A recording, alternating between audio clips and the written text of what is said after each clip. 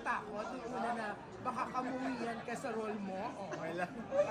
Ay, O, naman, pero ang happy galing naman. mo. Thank you, thank you. Sobra. We were all scared and mad.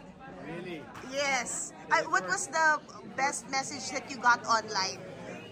Because of Gilly. Well, madami ka naman na naririnig, sinesend nila sa akin.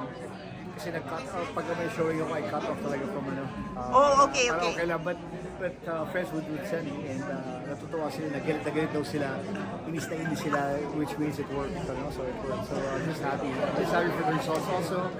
And maraming salamat sa lahat ng support at nanonood ng Anil by Bit. Kung mga hindi pa nanonood, please watch the movie. Who are you wearing? Yeah, ganda. Wala, sa stray ka lang, sa stray. Talaga? Are you more inclined to do films in 2025? Since of course, di ba, nag-Miracle ka, then this.